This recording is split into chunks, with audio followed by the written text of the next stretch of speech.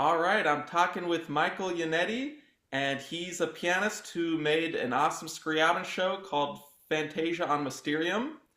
And yeah, I'm hoping you can tell us a whole bunch about it. Maybe you can tell us about the show, how it went in the past, and your future goals with it. Oh my gosh. Yeah, that's a mouthful. Um, yeah, I just produced it last year. It was called Fantasia on Mysterium, the epic immersive theatrical recital. So when I created this, I was setting out really to write a play about his life. And I wanted to bring that like 21st century technology to all of those imaginings of his color chart and everything. So that was my intention. Nice. And And I'm curious, what drew you to why Scriabin in particular? What makes you such a Scriabinoid? um, I think you and I share a certain neurodivergence. I think I would call it if you're hearing the clarion bell of Scriabin, if that's getting you, if you're a Jay Beard fan like me, you watch those videos and you're like, oh yeah, that's it. Then you've heard that clarion bell. And it's a little bit like in my case, I'm a little more on like the ADHD spectrum. You have a little more of the autistic, but I think it's more of like I call it like neurocosmogenic. It's like there's something about his music that you sense that he knows something. There's something in it like that's in the root of the cosmos. It's in the structure of the universe. Like a lot of times I listen to his music and I think, oh, that must have just been a mistake that he wrote that because that hits that chord. That must have just been an accident that he because nobody could know that. It's like an intuitive thing. Neurodivergent people like Scriabin, perhaps even just a simple thing is that we can be kind of easily bored, and Scriabin's music is never boring. It's like every moment it's filled with this energy. So yeah, if you need to be kind of stimulated every second, you listen to Scriabin and it's instantly super energetic. Oh, he doesn't just put fluff in there; it's always super integral to the music. And yeah. So it wasn't until I was at the university and someone played the Fifth Sonata, and it was just, ow! I had just never experienced anything like that. It was that neurocosmogenic explosion that happened inside of me, and it was that bum, bum, ba, ba, bum, ba, ba, ba, ba, ba, ba, ba, ba, that's in that Fifth Sonata. I was like, what's going on here? Like I had that kind of like, what's happening here? Um, and I remember trying to like point it out, like, who is that? Is that Ravel? Is that what, like, what, who, no, I couldn't figure it out. So that was kind of the start of it. So all those years later, it was about 2006.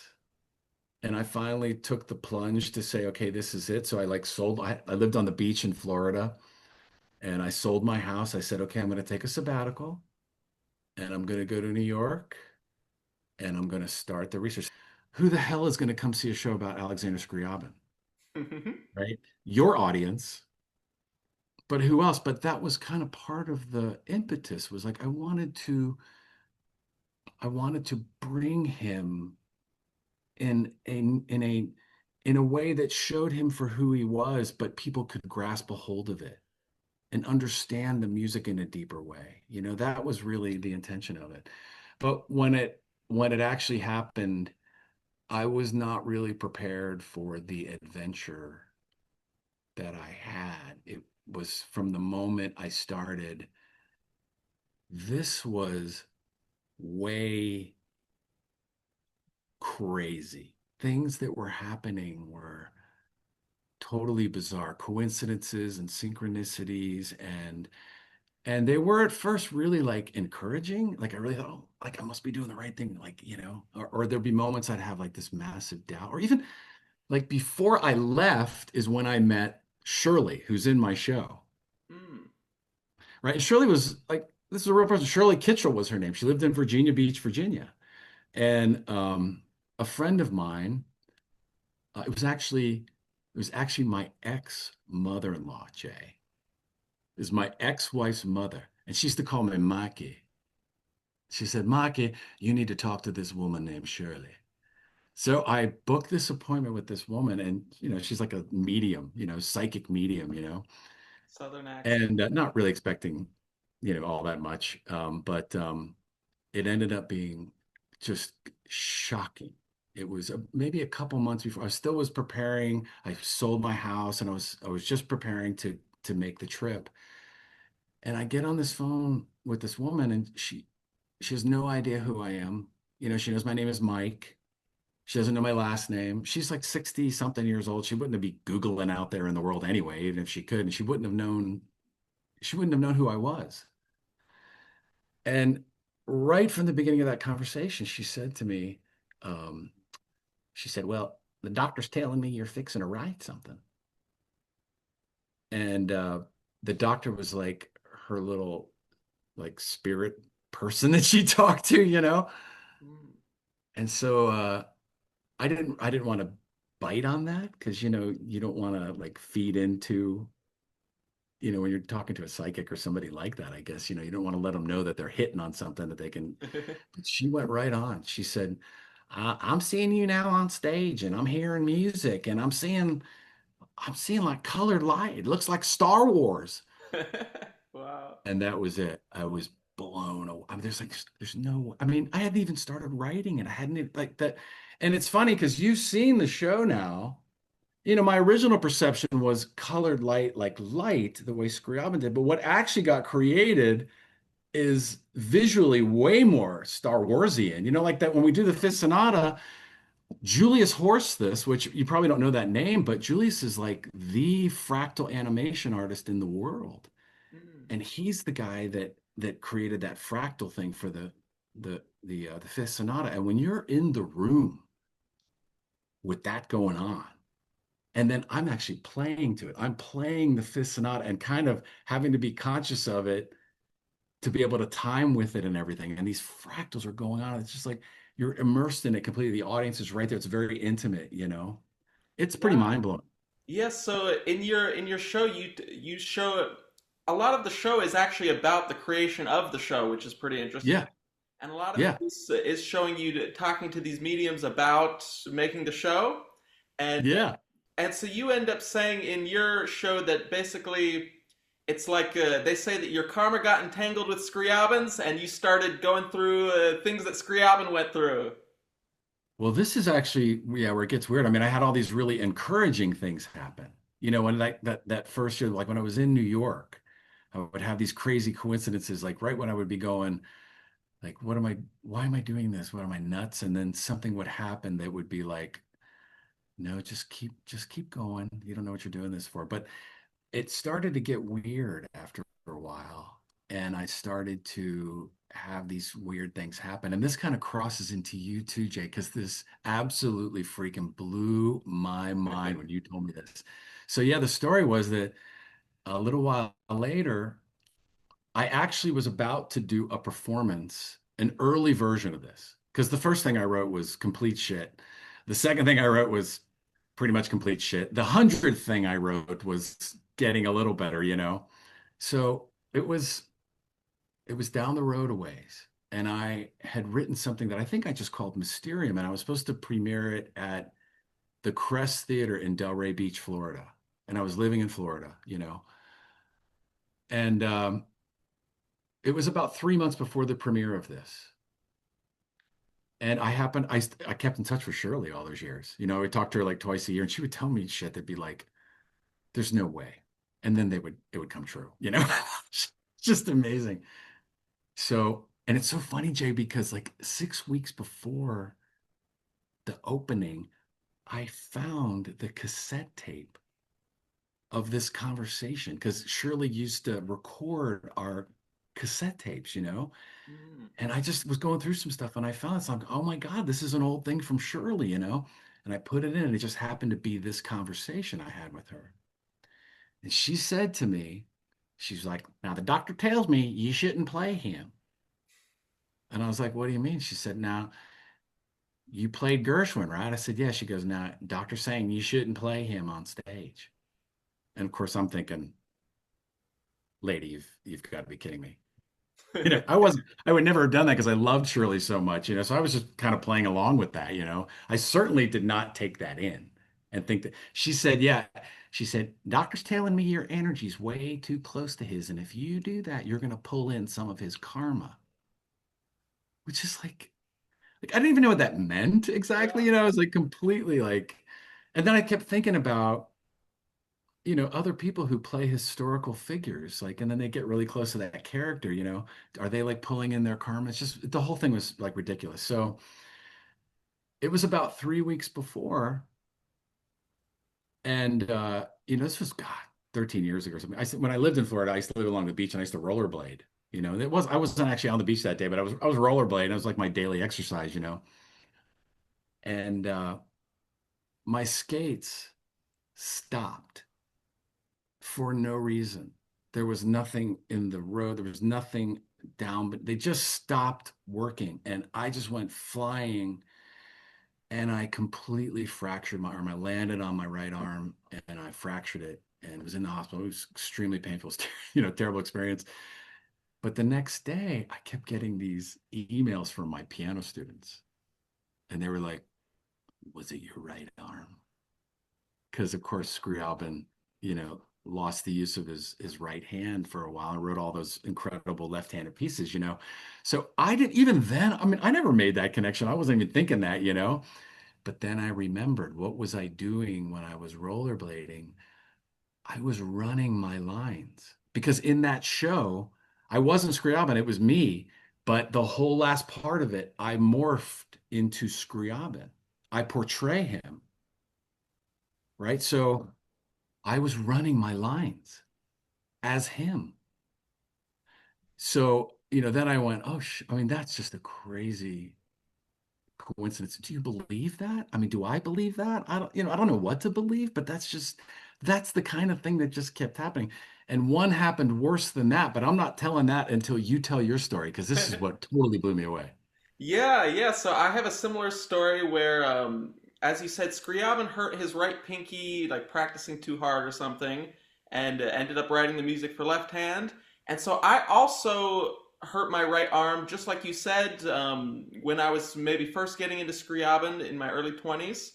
And yeah, I was just riding my bike home, just the most routine thing ever, and I just randomly fell, hurt my right arm, had to start playing his left hand stuff, and then another thing happened where I basically just literally like hurt my right pinky from practicing too hard, like doing the Wow. hand exercises, and so yeah, I literally hurt the exact appendage that Scriabin had hurt, and I think I was also about the same age as him. I was about 23, 24, roughly and I was reading about how Scriabin had also hurt his right hand pinky, and I would go and learn his left hand material. So yeah, I just thought that was so interesting that you also had some similar story. It's the I'm, craziest. It's just like I'm, mind blowing. yeah, It's mind I'm blowing. usually It's a skeptical crazy. sort of person, but it's cool to be open minded about this sort of stuff. Yeah. Yeah, that's again, it was a coincidence enough that it happened. It's a coincidence enough that we both became left-handed pianists for a while.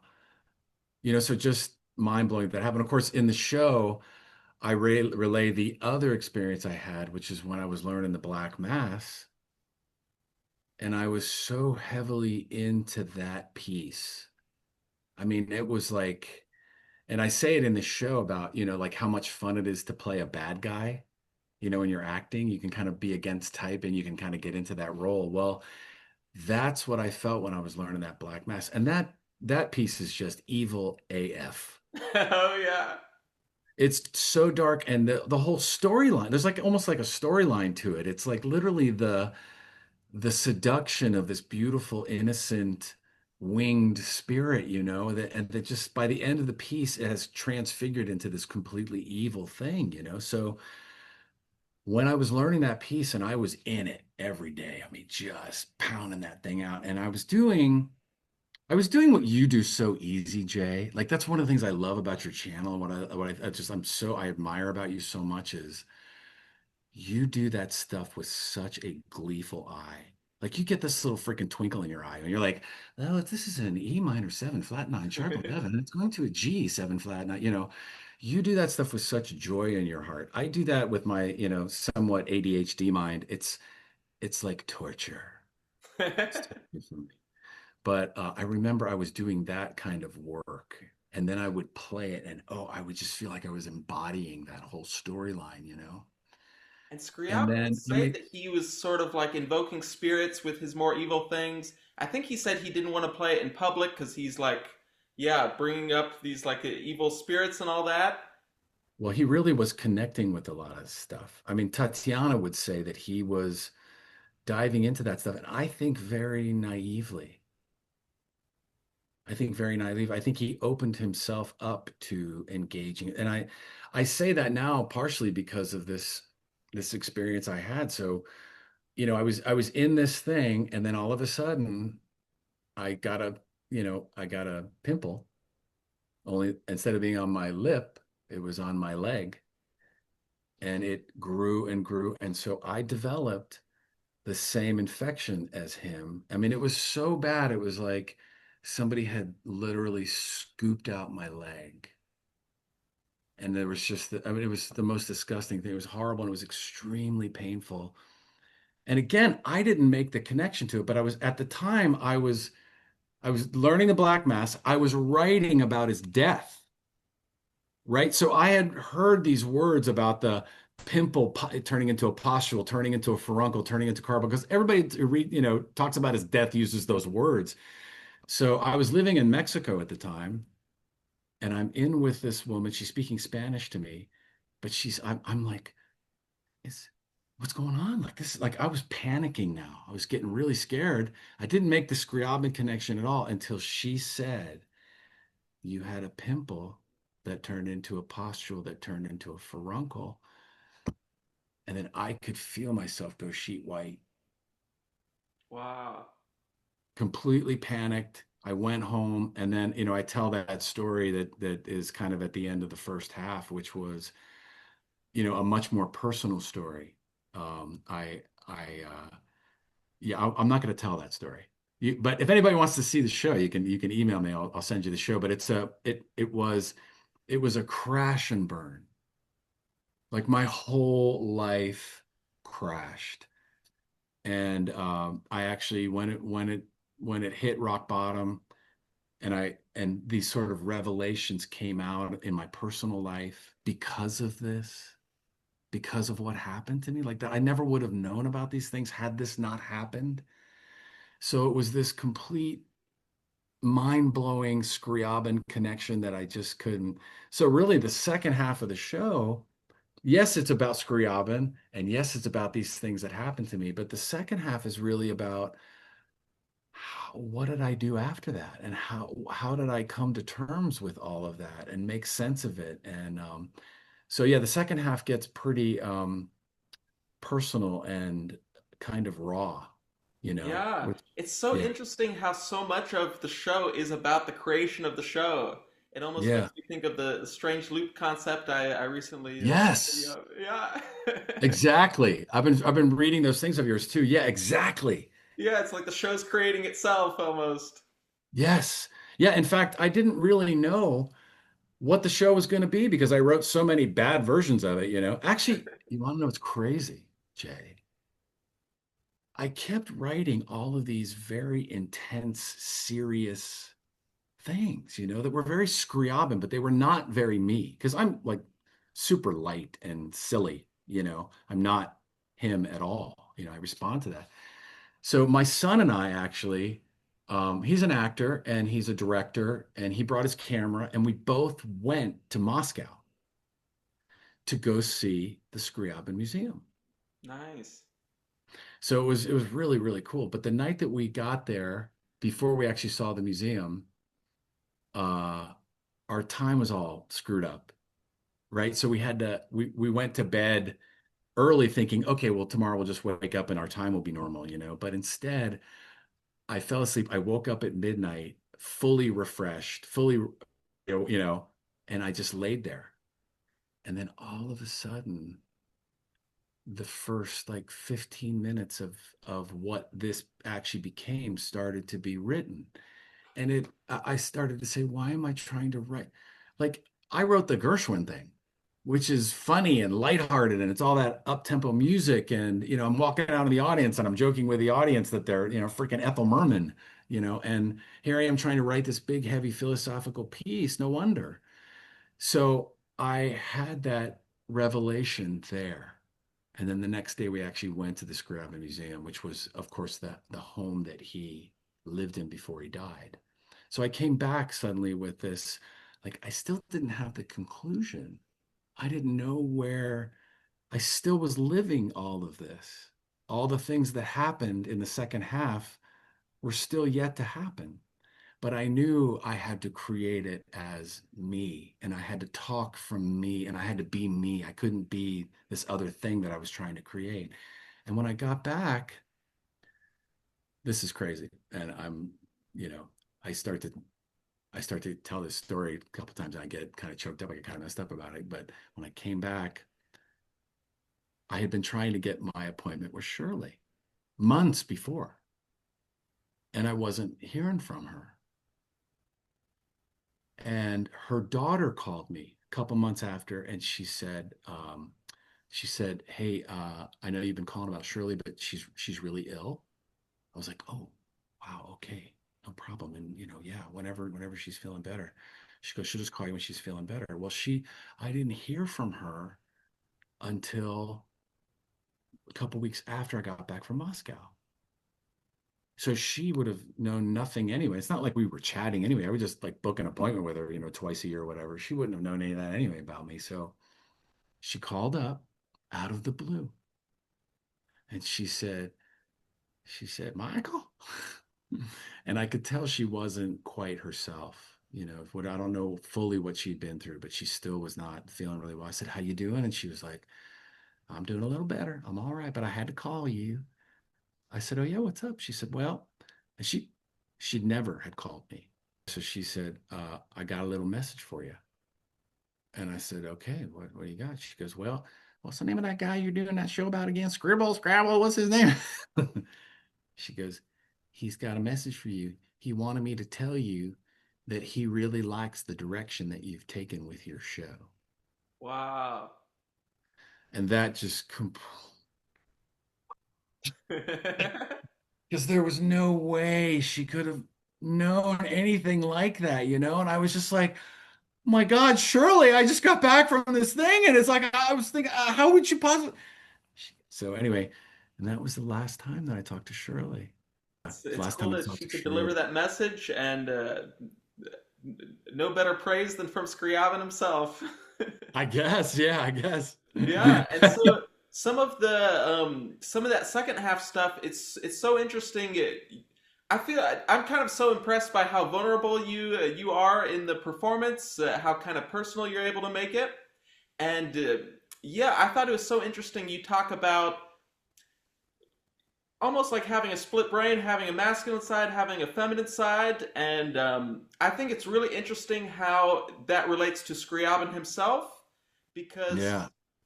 he seems to have a strong masculine side, a strong feminine side, and it really even comes through in the music. I think by him being able to tap into both of those sides, he's able to make really vivid themes in both directions. And Well, I think you hit it. I think you hit it. I think again that sort of clarion bell that we were talking about, that neurodivergent thing, is also what does the bell thing mean? well like that like there's something about him and his music that hit like people that came to see the show, right? It was really interesting because it was kind of like it was so different. It was so different that the response was so positive just because it was like this whole different experience. You're in this immersive field. I'm telling this really personal story, but also a story about him. And, it's a lot of different things about it. There's aromas in it. We throw like frankincense and myrrh at certain times. And so it's really different. But what's interesting is that it was like, I don't know, maybe 30% of the audience was like hit. So that's what I'm talking about. Like, and I don't, it's hard to distinguish it. I think it was neurodivergent. I think it was gender fluid people, LGBTQ, that kind of thing. Musicians. I think people that would call themselves spiritual rather than religious. Hmm. But Jay, I've never, ever, ever, ever gotten comments. I've never seen people that, that group. Mostly it was like, oh God, it was so cool. Is that, but like I have an actor acquaintance who I did a show with once, and he wrote me like a week later, and he said, "I'm still thinking about that show."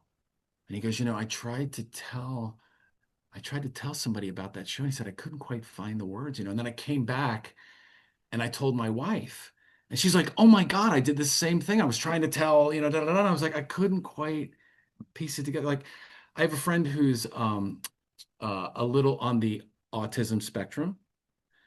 He's a lot like you, super brilliant, really, really brilliant guy. He's a jazz pianist, phenomenal talent. And I came home one day and there was this card on my doorstep. It's not like we're best friends, we're acquaintances. I really admire what he does. We have mutual admiration society. He found this yellow butterfly card, which I refer to a yellow butterfly a lot in the show. He found this beautiful artist card.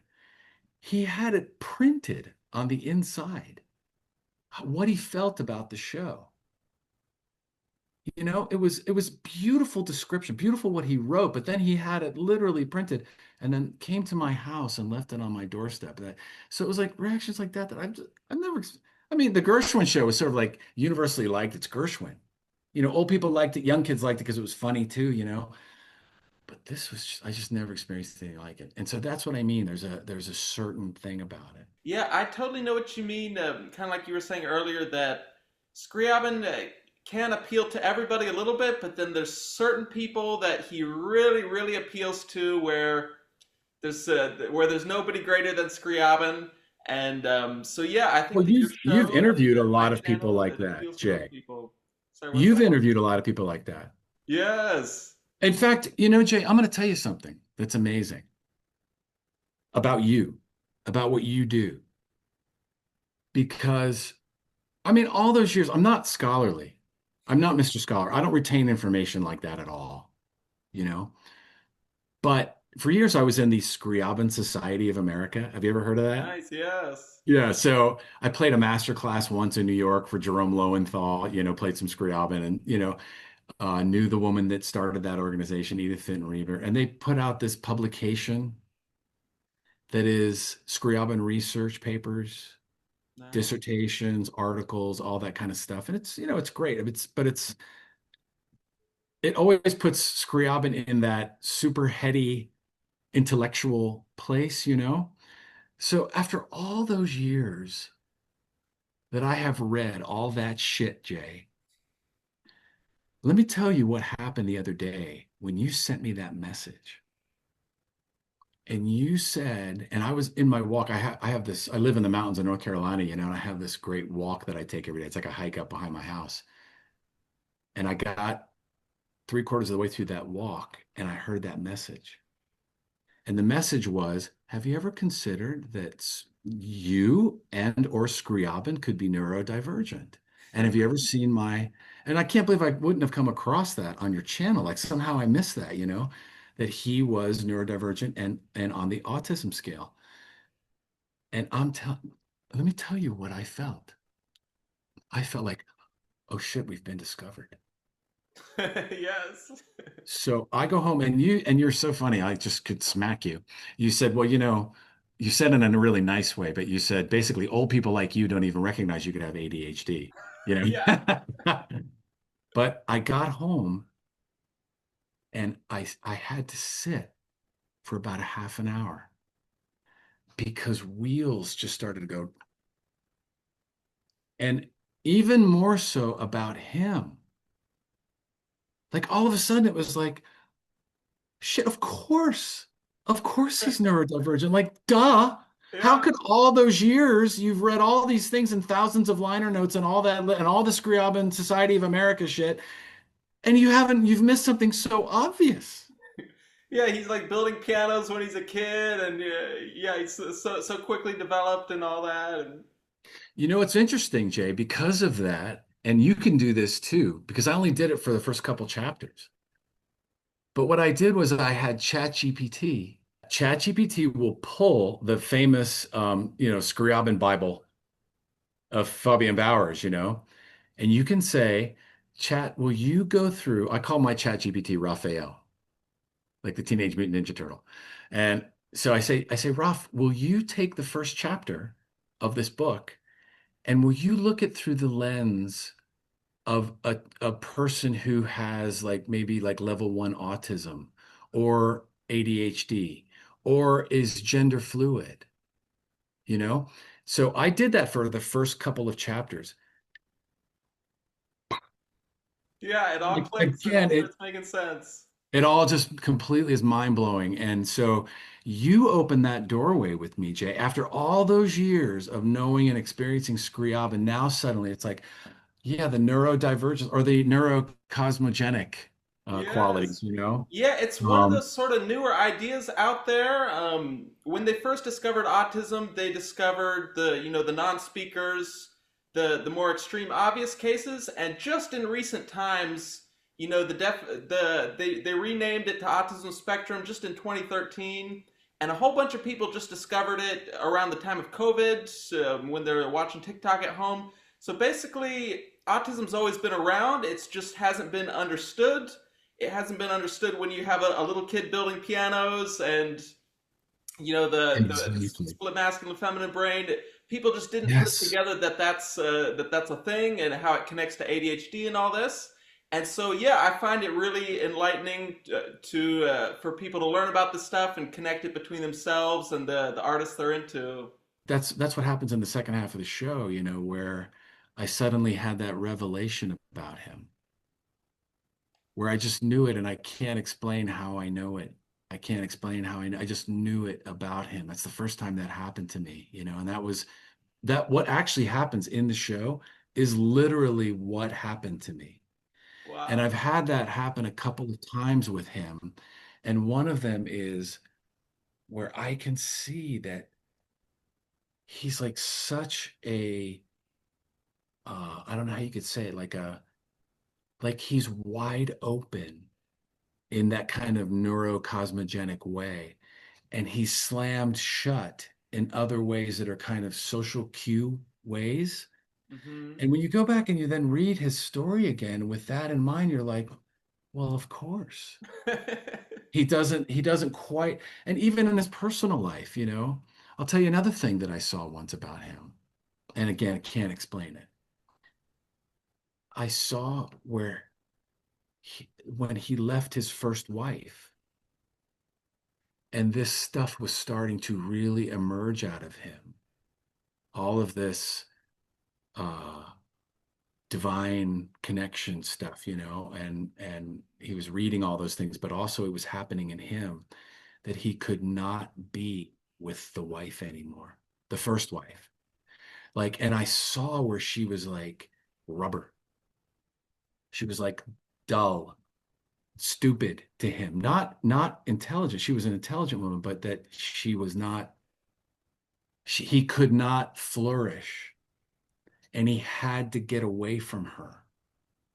And that makes perfect sense because then, of course, that's really when everything sort of flowered for him. But he never saw that family again. His little girl, who was like his favorite, died through all of that energy of he and his wife fighting and the arguing. And she had this disease that happened of the intestines, like I forget what they call it, but it's like where the intestines are like all bound up together. And she died.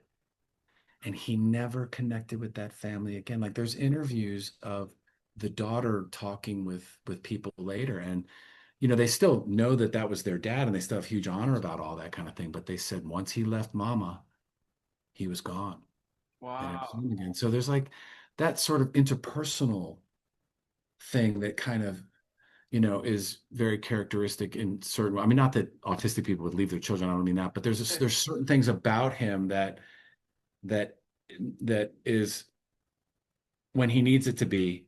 because he needs Yeah. that column of light coming into him. Yeah, yeah, that's a cool way of putting it. And it says in the DSM that autistic people can have difficulty maintaining relationships, basically. So that would fit.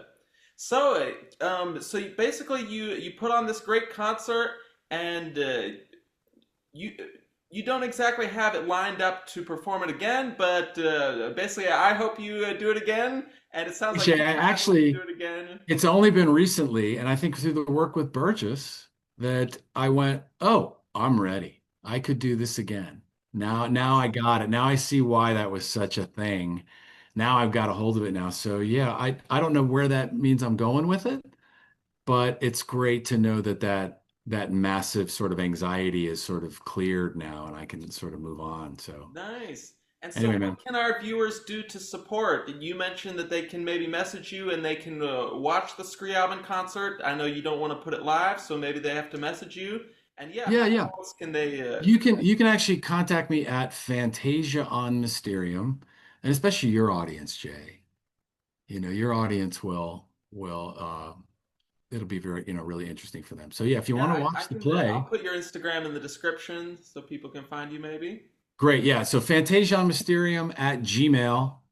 And you can just, and I'd be happy to send you the links to them. You can watch them. You promise me that you won't share them and you won't take clips of them and move them in that way. And also, you can go on my YouTube channel. You can just look up Michael Yannetti and Scriabin.